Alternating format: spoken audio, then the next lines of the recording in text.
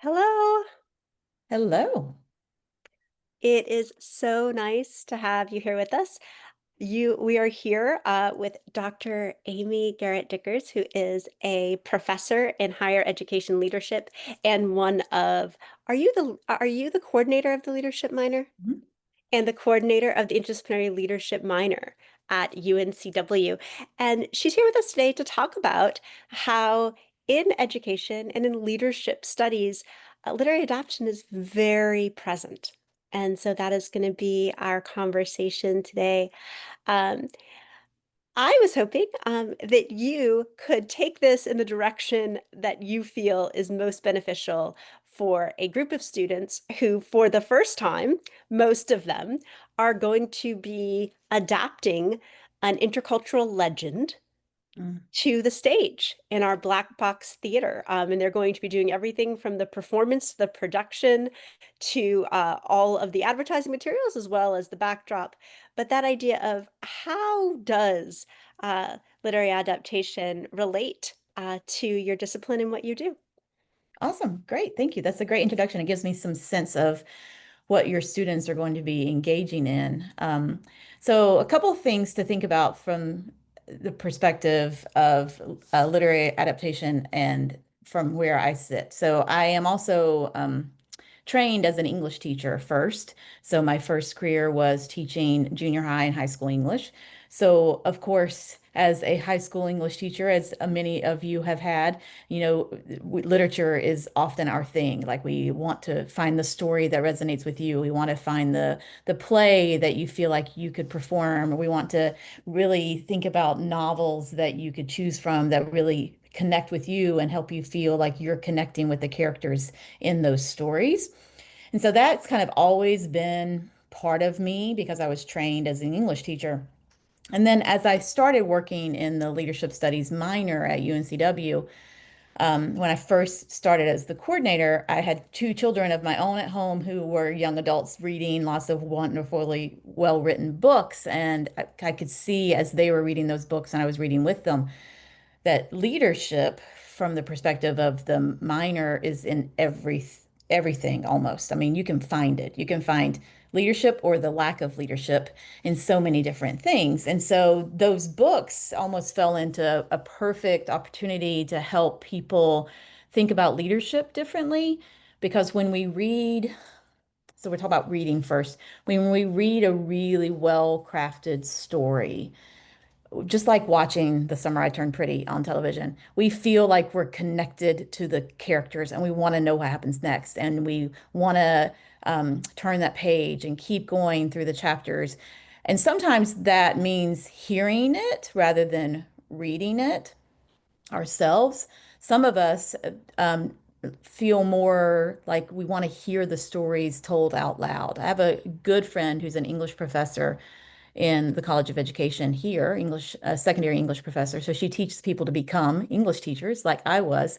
And her favorite thing is listening, even though she's an English teacher, listening to ebooks because hearing the perceptions and the characters and the intonation it helps her feel more connected to them than if she were reading them herself or in her own voice in her head as she's looking at the book.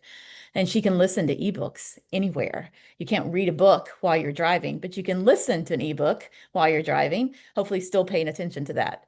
All the traffic, of course, too. But so there's something about that, a really well-crafted story, whether it's written or spoken or on stage performed, that pulls the audience in and helps them feel connected with you as the performer or the author, but also kind of helps um, make the story come to life. So there are some books that I could read and I feel like they're coming to life, but when I see it on stage or I hear it, then I feel more connected to it and more like it is something that's real. So I don't know if you have any intervening questions, Dr. Pollock. No, well, that really helps a lot, I think, in that way of bringing in the whole thing. One thing to talk about is there a way that when we are speaking out loud and connecting to an audience, how that can be different than when we're trying to do that through a written communication as leader in leadership. Yeah, absolutely. Thank you. We actually, in the second class of the Leadership Studies minor, which is communication and leadership, we do a lot of talking about storytelling and how leadership, how leaders can really resonate and connect with their the people in their organizations, with the groups, with lots of different types of people by having stories and telling stories and sharing those stories, and then helping others uncover their stories. So even the leader of a large organization that's making millions of dollars has stories that they share, whether they share those stories in board meetings or they share those stories as part of the marketing team or share the stories with potential customers or clients or share the stories with people that they're hiring. It's like helps you understand the culture of the space, the environment that people are walking into, the mission and vision of the organization. So we often read a mission statement and you're like, what does that really mean? But when you align a story with it that talks about something that happened in your life and how that becomes the mission or that helped connect with the mission for your large organization, that story resonates with us. It's not necessarily the words on the page, but it's the understanding of what brought us to that space that really stays with us. Thank you. Well, and that's important. We should connect that for the students here. Of when we think about the legend of La Befana being so present within Italian holiday culture, but there is this idea of how she persists, right? How she began as a goddess in pagan times, and then evolves into this more this figure that overlaps in the Christian story that the people wanted her to be a part of because as Christianity spread through the Roman Empire. So there is this idea of we always are trying to find a way to connect a story to a culture to Mhm. resonate with other people. And one thing we're going to look at too throughout this semester is that idea is like Befania, like Strenia, the goddess she's based on, is a caretaker, someone who loves and cares for our children in this dark, cold time of year. So there is this idea of in order for La Befana to take off, she had to tap into the stories that Strenia was doing for the culture and how we can do Mhm. that. So just thinking of that in that literary way, that leadership way that the leaders of the Christian faith had to figure out how to replace this pagan goddess with something that the people would still find palatable. That fit with their mission and vision and All of culture those and things. organization and all the things. Absolutely. Yeah. Another thing that makes me think of it too is like I'll say in my leadership development classes, so with the leadership minor, but also I do also teach a summer course with master's and doctoral students in it that's leadership and advocacy through young adult literature and film. And we are really just reading books and stories that are written for 11 to 18-year-olds that really just helps us as adults, wherever we are, to really kind of think about leadership differently.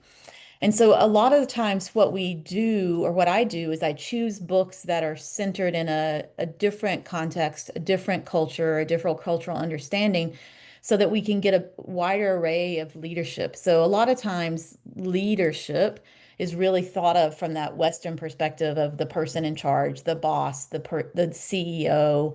And we really do a lot of work in the leadership studies minor to help people really see that leadership is emergent. Leadership is caretaking, like you mentioned. Leadership is working collaboratively. Leadership is stepping up when you need to step up and stepping back when someone else is prepared and ready to step forward. Leadership is developing the people who work with you in the servant leadership perspective to like, if they become better and go off and start their own organization that competes with yours, that's great. That's fine because I'm working that's part of my goals as a leader is to develop them. So when I pick books for us to read, and currently we only read them, although now I'm thinking we should perform some or do some out loud recitations at least. But I'm trying to think about ways to see leadership differently than how we typically in the Western world view leadership, or how we might view leadership in a specific discipline, business. That business-oriented leaders do not have to still be the boss, the CEO, the CFO, or even if you are, you're not necessarily the typical I'm in charge, telling you everybody else what to do, but the democratic perspectives, the collaborative perspectives, the team leadership, adaptive leadership, so many different components that are seen when you read a young adult literature book where you've got 14, 15-year-old characters who are facing these significant challenges in their lives and figuring out what to do with that and emerging as leaders over time. And when you read that out loud or see that performed, there's a reason why the Broadway musicals, West Side Story, which we just watched in my house, why those kind of resonate with us, because it's seeing them in the middle of the story that connects with you, even if that experience, context, culture, time of life is not yours. You feel drawn into it when you see it and hear it and feel connected with the characters. Oh, very much so. Thank you so much. I mean, that's something we will have been talking about quite a bit throughout the semester. We're going to keep that idea of these feminine caretakers as iconic leaders of Mm, the holiday that are held up in this way, and how mm, that can be very different than how we think of superheroes, how we think of mm. characters, how we think of the magical beings we create, and what that means that the caretakers, these stories of Strenya and La Befana, do persist in certain parts of our world. And Yeah. and what that means. And so seeing them as their own kinds of leaders, I think is so important. Do you have any? I have one more thing. As you have this here, we have students that are given a script, and other than that, they have our guidance from several faculty who are going to be in the studio with them making this happen. But as they take on that leadership role, as they decide, here's what the backdrop will be, here's what the campaign is going to be. Here is how we want to relate and present to an audience. Any ideas from a leadership perspective of questions they should be asking as they make those decisions together? Yeah, it's a great question. And I think it's a wonderful exercise to really think about with support of your faculty. What is it?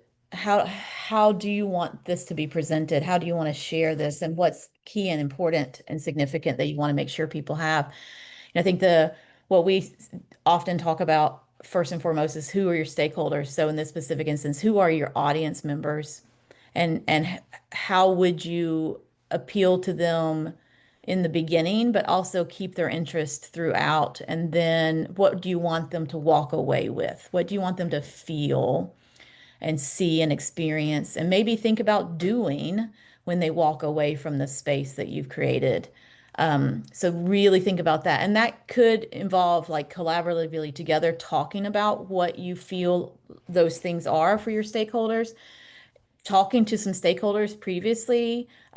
Sometimes it's nice to find the ones who are like, yeah, I would never go to something like that. And you're like, okay, so what would help you feel like, yeah, maybe I do want to go to that. Maybe that is something I might be interested in. Um, and then kind of balancing that with those who are like, I'm going to be there no matter what. So it's like, what are those things that kind of draw people in? And I would also say that, there's a lot of times we have this urge to um, find the right answer that everyone agrees on, and there's not going to be one. So it's going to be collaboration, it's going to be consensus, it's going to be compromising. And that's also a significant part of the leadership studies minor when we talk about controversy with civility. So I think that's part of the wonderful piece too, is that, we all have different perspectives and different ways of approaching things. And so finding 100% agreement isn't necessarily the goal. It's that we're having consensus and discussion and conversation, and we're doing it civilly so that we respect that different people have different opinions and that we're figuring out how to kind of come to some sort of agreement. And compromise, I don't even like the word because it feels like you're giving something up, but there is an agreement in a more positive sense that this is the way we're going to move forward that works with all of us or for all of us. I love that because it's true that we can really only have one poster for the show. Like we're going to come to a decision of this is the poster.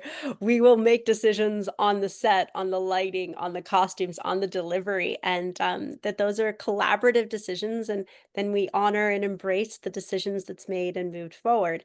And that idea of like where this is often a children's story, this is being on a college campus with more of an adult audience in mind. So how to Yeah. draw people in saying, this might be traditionally a children's story, but because of a lot of the historical kinds of critiques that are in the script that are bringing it together, and because it is staged on a campus for students. So of course, Yeah, we have more. absolutely. And it's incredibly interdisciplinary. And so, to think about what would bring a business student to this, what would bring a marine science student, what would bring an education major, what would bring students from across campus to a comm studies present, storytelling event about children's stories and think about that kind of universal and it may be the universal like you mentioned at the very beginning the universal human experience and how this illuminates that. Oh, yeah. And so, well, thank you so much for being with us. It's getting me excited for more of our students to take on the leadership minor. So, Yeah, absolutely. And come talk to me anytime, any of you about the leadership studies minor. I'm more than happy to chat. We have a lot of students in comm studies who complete the minor, and we're actually working on some really fun elective options as well, coming soon, hopefully. But I look forward to following the decisions y'all make about how to publicize the event, and I plan on being there, definitely. how exciting. Well, thank you so much. And we will talk to you soon. All right, thank you so much. Bye. Bye.